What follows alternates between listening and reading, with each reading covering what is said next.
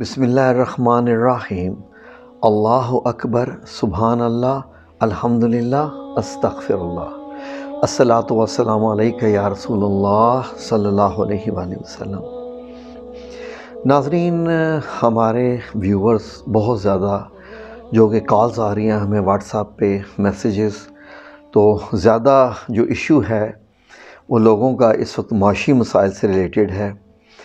رزق کیسے بڑھایا جائے؟ معاملات ہیں سب لوگوں کی، بچوں کی شادی کرنی ہے، کسی نے گھر بنانا ہے، کسی کے خرچوں کا معاملہ ہے۔ خیر، زندگی کے ساتھ یہ تمام چیزیں چلتی ہی رہتی ہیں، لیکن رزق میں برکت کیسے آئے، رزق کیسے بڑھے؟ ناظرین، میں آپ کو مثال دینے لگا ہوں، بڑے غور سے سنیے گا۔ مثال آج کل کی مثال جب میں دوں گا تو مجھے امید ہے کہ آپ آسانی سے سمجھ پائیں گے کیا کرنا ہے۔ ناظرین، سعودی عربیہ میں ایک کمپنی ہے جس کا نام ہے البیک۔ یہ کمپنی چکن بروسٹ بناتی ہے۔ یہ چکن بروسٹ بالکل ایسا ہی ہے جیسا KFC کا ہے۔ یہ کمپنی شروع ہوئی تھی ایک ریاض سے، اس کے بعد جو اس کمپنی کے بنانے والے کی ہے کہانی ساری اس کی ہے۔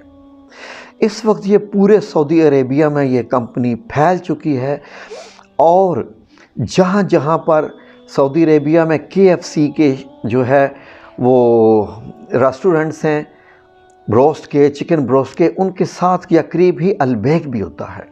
البیک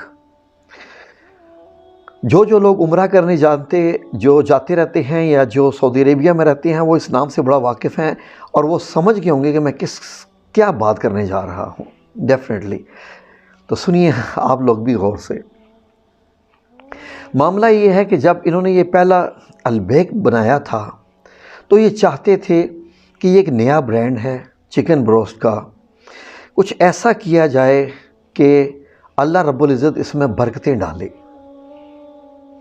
ناظرین، جو اس برانڈ کو بنانے والے تھے انہوں نے کیا کیا کہ یہ 10 ریال کا جیسے البیک ہوتا تھا جس میں 2 یا 3 پیس چکن کے ہوتے تھے، بہت کھایا ہے سب لوگ، آپ بھی جو جاتے ہیں عمرہ کرنے مکہ المکرمہ، مدینہ منورہ، جدہ وغیرہ، تو وہاں آپ لوگوں نے بہت کھایا ہوگا۔ انہوں نے کیا تھا، جو 10 ریال والا پیک ہے اس میں ان صاحب نے 1 ریال چیریٹی کا رکھ دیا تھا۔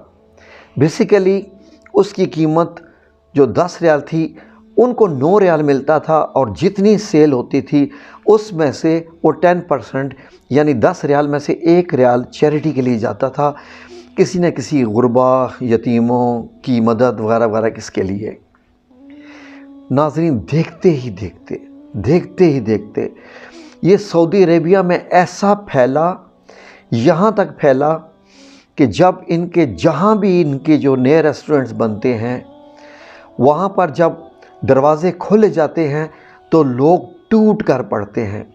آپ نے سنا ہوگا لفظ ٹوٹ کر پڑنا، ہم نے خود اپنی آنکھوں سے دیکھا ہے، اور بڑی مشکل سے بچے کہ جب البیک کے دروازے کھولے جاتے ہیں تو لوگ دروازہ کھولتے ہی گر پڑتے ہیں، اتنے دھکے چل رہے ہوتے ہیں۔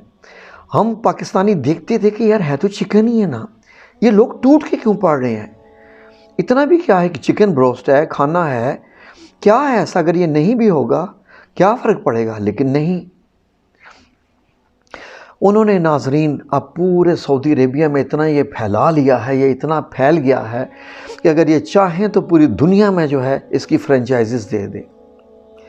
اب ناظرین، ہوا کیا کہ جب ان کے انتقال ہوا والد محترم کا، جنہوں نے البیک شروع کیا تھا، ان کے جو بیٹے تھے، جب ان کے یہ انڈر کنٹرول میں آیا تو انہوں نے جب اکاؤنٹ سارا سنبھالا تو ان کو پتہ چلا جی کہ پرافٹ اتنا نہیں ہے جتنا شو ہو رہا ہے، کیونکہ 10% پرافٹ چیریٹی میں جاتا ہے، غریبوں کے لیے جاتا ہے۔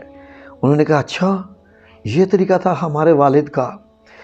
تو انہوں نے آپس میں بیٹھ کے فیصلہ کیا کہ اب کیا کیا جائے۔ انہوں نے فیصلہ کیا کہ ٹھیک ہے جی، البیک کی قیمت انہوں نے جناب جی بڑھا کے، میرے ہوتے ہوئے جب میں 2017 تک وہیں تھا، 2017 کی لیٹ تک، اس کی قیمت 12 ریال تھی اور انہوں نے کہا تھا کہ اس 12 ریال میں 2 ریال چیریٹی کا جائے گا، 10 ریال جو ہے وہ البیک کو ملتا تھا۔ انہوں نے 2 ریال کر دیا۔ قیمت تو بڑھانی ہی تھی، بڑھتی رہتی ہے ہر چیزوں کی۔ لیکن ناظرین آج بھی اگر آپ کو کچھ شک ہو یا اگر جاننا چاہیں تو صرف یوٹیوب پہ جا کے البیک لکھ دیں، بس ALBAIK البیک۔ پریشان ہو جائیں گے آپ دیکھ کے کہ کیسے وہاں لوگ کام کرتے ہیں۔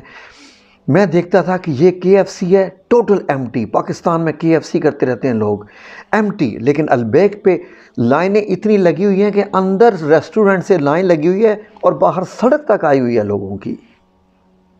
کیا راستہ ہے اس میں ناظرین؟ آپ دیکھیے، یہ معاملہ ہوتا ہے اللہ کی تجارت کا۔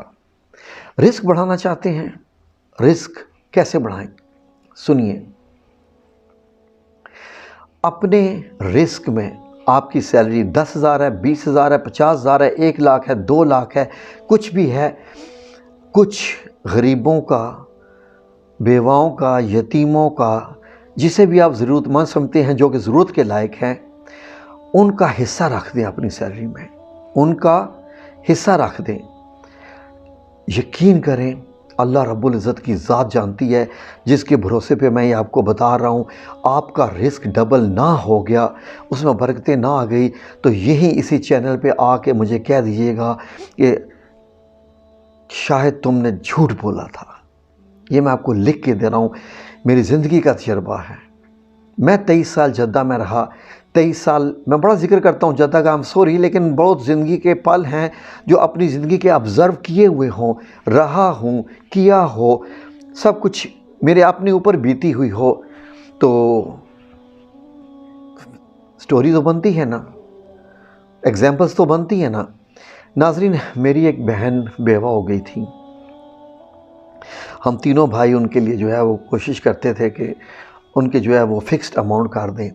جب بھی میں چاہتا تھا نا کہ میری سیلری بڑھ جائے کمپنی میں، ہر سال میں تقریباً 500 ریال بڑھتی تھی، کئی دفعہ اگر سیلری نہیں تھی نہ بڑھتی تو میں اپنی جو وہ بیوہ سسٹر تھی ان کا خرچہ بڑھا دیتا تھا۔ جو ہم نے فکس کی ہوتی تھی نا اماؤنٹ کے مہینے کی، جو میں نے دینی ہے، جو میری سیلری سے جانی ہوتی تھی، میں ان کے بڑھا دیتا تھا خرچہ۔ تو میری والدہ کہتی تھی اچھا، میں نے کہتا تھا امی اس مہینے آپ نے اور زیادہ دینا ہے، آئندہ سے آپ اتنا دینا ہے۔ کہتی تھی کیوں پتر، تنخواہ تیری ود گئی ہے؟ میں کہا امی جی ود گئی ہے۔ یقین کریں ایسا ہی ہوتا تھا، ایسا ہی ہوتا تھا۔ بڑی غور طلب بات ہے۔ نمبر 1 اپنی چیریٹی کریں، نمبر 2 ٹھیک ہے کسی کا حق رکھیں، نمبر 3 ایک چیز ذہن میں رکھیے، کون سی چیز ہے جو آپ کو رزق دے رہی ہے، یہ بھی آپ کو جاننا ہے۔ میں اگر جو پیسے کما رہا ہوں، جو مجھے اللہ دے رہا ہے، مجھے یہ بھی جاننا چاہیے کہ مجھے اللہ کیسے دے رہا ہے۔ کیا یہ میں ڈیزرو کرتا ہوں جو اللہ مجھے دے رہا ہے یا کوئی کسی اور کا معاملہ ہے؟ سنیے واقعہ ایک اور بڑا خوبصورت۔ میرا ایک دوست ہے، اس کا نام طارق ہے۔ اس وقت وہ سعودیہ میں جو ہے وہ یمبو میں ہوتا ہے، وہاں کام کر رہے ہیں۔ اگر وہ طارق صاحب دیکھ رہے ہیں تو پلیز کائنڈلی کومنٹ کیجئے گا۔ یہ آپ کا بتایا ہوا قصہ ہے۔ میں کوشش کرتا ہوں آپ کو میں ویڈیو اس کا لنک شیئر کر دوں تاکہ آپ اس قصے میں تصحیح کر دیں جو آپ نے ایک دفعہ مجھے سنایا تھا اور آپ بھول گئے ہوں گے اور مجھے وہ قصہ یاد ہے۔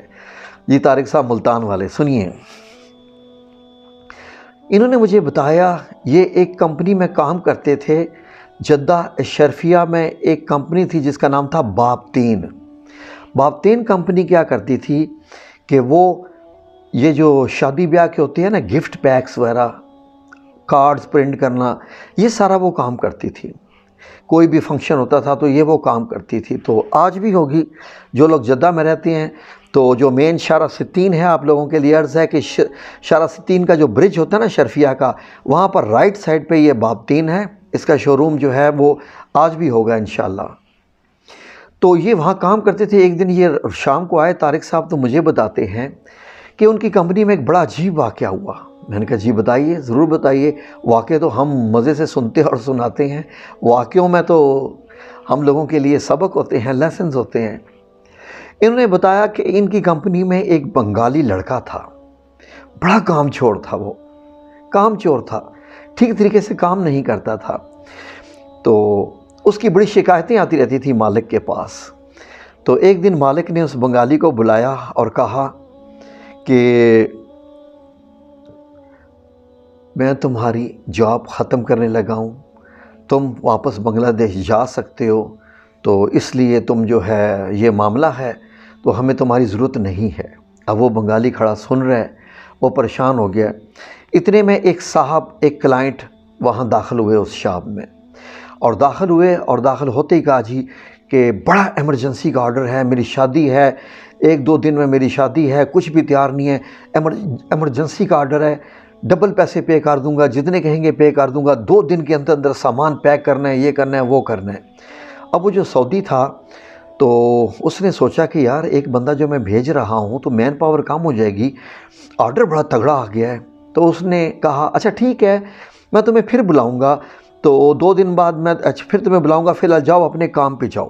وہ بنگالی کام پہ چلا گیا، تو وہ سعودی نے آرڈر نپٹا دیا۔ پھر 4-5 دن کے بعد اس سعودی نے کہا اس بنگالی کو بلایا کہ اچھا جی، وہ تم سے میں بات کر رہا تھا نا کہ تمہیں بنگلہ دیش بھیجنا ہے، تو یہ معاملہ ہے کہ میں تمہارے پیپر وہ تیار کر رہا ہوں، تو تمہاری اتنے دن کی یہ سیلری ہے۔ وہ یہ باتیں چل ہی رہی تھیں، ایک اور صاحب داخل ہوئے اور انہوں نے کہا جی کہ مجھے رات کو یہ چاہیے، میرا یہ آرڈر ہے، میرا یہ ہے، وہ ہے، ایسا جناب آرڈر ایک دم، اور پیسے آ رہے تھے۔ تو سعودی نے اسے بنگالی سے کہا اچھا ایسا ہے کہ پھر دوبارہ بات کریں گے، دوبارہ تو ابھی تم کام پہ جاؤ تو تمہیں میں بلاؤں گا۔ یہ معاملہ ہوا، وہ بھی آرڈر نپٹا دیا۔